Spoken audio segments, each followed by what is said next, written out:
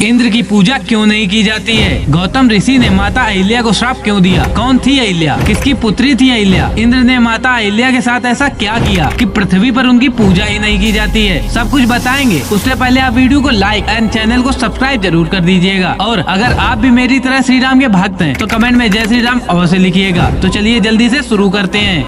कौन थी अहिल्या? कहा जाता है कि अहिल्या ब्रह्मा जी की मानस पुत्री थी। सृष्टि के निर्माता ब्रह्मा जी ने एक स्त्री का निर्माण किया जिन्हें वे अहिल्या के नाम से पुकारते थे। अहिल्या गुणवान होने के साथ अत्यंत रूपवान भी थी तथा उन्हें यह वरदान प्राप्त था कि उनका यौवन हमेशा बना रहेगा। उनकी सुंदरता के सामने स्वर्ग लोक की अप्सराएं भी फीकी नजर आती थी। अहिल्या की सुंदरता के कारण सभी देवता उनके ऊपर मोहित थे। अहिल्या का विवाह किसके साथ हुआ था? ब्रह्मा जी ने अहिल्या की शादी के लिए एक परीक्षा का आयोजन किया जिसके विजेता से वे अहिल्या की शादी रचना चाहते थे। सभी देवताओं तथा ऋषियों को निमंत्रण दिया गया। सभी देवता तथा ऋषि उस परीक्षा में उपस्थित हुए लेकिन कोई भी उस परीक्षा को उत्तीर्ण न कर सका। महर्षि गौतम ने यह परीक्षा उत्तीर्ण की। इस तरह अहिल्या और महर्षि गौतम का विवाह संपन्न हुआ। लेकिन सभी ऋषिवर और देवतागण इस शादी से बुरी तरह से जल गए थे। इंद्र ने भोली भाली माता अहिल्या के साथ क्या किया था? इंद्र को अहिल्या बहुत पसंद थी। ब्रह्मा जी ने जब अहिल्या को बनाया था तभी से इंद्र अहिल्या के पीछे पागल थे। एक दिन इच्छा के वशीभूत इंद्रदेव पृथ्वी लोक पर माता अहिल्या से मिलने चले आए, परंतु महर्षि गौतम के रहते इंद्रदेव कोई दुस्साहस न कर सके। अपनी हवस के चलते इंद्र ने माता अहिल्या से मिलने के लिए एक योजना बनाई तथा उस योजना में चंद्रमा को भी शामिल किया। योजना यह थी कि जब महर्षि गौतम प्रातः काल गंगा स्नान के लिए जाएंगे तो उस समय का लाभ उठाकर वह अहिल्या को प्राप्त कर लेंगे। योजना के अनुसार चंद्रदेव ने अर्धरात्रि को मुर्गे की तरह आवाज निकाली। महर्षि गौतम समझे कि सवेरा हो चला है। वह तुरंत उठे और गंगा तट पर स्नान करने चले गए। महर्षि गौतम के जाते ही इंद्र ने महर्षि गौतम का रूप धारण कर घर में अपनी काम वासना शांत करने के उद्देश्य से प्रवेश किया तथा पहरेदारी के लिए चंद्रमा को घर के बाहर बैठा दिया। प्रवेश के उपरांत इंद्र ने अपनी हवस मिटाने के उद्देश्य से माता अहिल्या के साथ छल पूर्वक संभोग किया। महर्षि गौतम ने इंद्र और चंद्रमा को कौन सा श्राप दिया तथा महर्षि गौतम ने माता अहिल्या को श्राप क्यों दिया? ऋषि गौतम जब गंगा तट पर पहुँचे तो उन्हें कुछ अलग ही आभास हुआ तथा उनके मन में संदेह भी उत्पन्न हुआ। तब गंगा मैया ने प्रकट होकर महर्षि को बतलाया कि यह सब इंद्र का बुना जाल है। अहिल्या की सुंदरता से मोहित होकर कुकृत्य की भावना से इंद्र पृथ्वी लोक पर आए हैं। यह सुनकर क्रोधित महर्षि गौतम तेजी से अपनी कुटिया की तरफ आए। जब उन्होंने कुटिया के बाहर चंद्रमा को बैठे देखा तो गुस्से में महर्षि गौतम ने चंद्रमा को श्राप दे दिया कि राहु की कुदृष्टि तुम पर सदा बनी रहेगी। इसी श्राप के कारण चंद्रमा को ग्रहण लगता है। गुस्से से लाल पीले महर्षि गौतम ने अपने कमंडल से चंद्रमा पर प्रहार किया। इसी कारण चंद्रमा में दाग है। क्रोधावेग में उन्होंने अपनी पत्नी अहिल्या को शिला बन जाने का श्राप दिया। इंद्रदेव को महर्षि गौतम के आने का आभास होते ही वह वहाँ से भागने लगे। वहाँ से भागते वक्त इंद्रदेव अपने असली रूप में आ गए। लेकिन क्रोध से भरकर गौतम ऋषि ने इंद्र से कहा, मूर्ख, तूने मेरी पत्नी का स्त्रीत्व भंग किया है। उसकी योनि को पाने की इच्छा मात्र के लिए तूने इतना बड़ा अपराध कर दिया। यदि तुझे स्त्री योनि को पाने की इतनी लालसा है तो मैं तुझे श्राप देता हूँ कि अभी इसी समय तेरे पूरे शरीर पर 1000 योनियाँ उत्पन्न हो जाएंगी। कुछ ही पलों में श्राप का प्रभाव इंद्र के शरीर पर पड़ने लगा और उनके पूरे शरीर पर स्त्री योनियां ही योनियां निकल आईं। यह देखकर इंद्र आत्मग्लानिता से भर उठे। इन श्रापों का निवारण कैसे हुआ? कैसे भगवान राम ने माता अहिल्या का उद्धार किया? कैसे इंद्र के शरीर की योनियां आंखों में परिवर्तित हुई? ये सब बताएंगे नेक्स्ट वीडियो में। उसके लिए चैनल को सब्सक्राइब करें एंड बेल आइकन को ऑल पर सेट करें। अगर वीडियो पसंद आई हो तो वीडियो को लाइक करें। राम नाम रहस्यपूर्ण व गूढ़ होने पर भी मधुर, मनमोहक व कल्याणकारी है। तो बोलो जय श्री राम।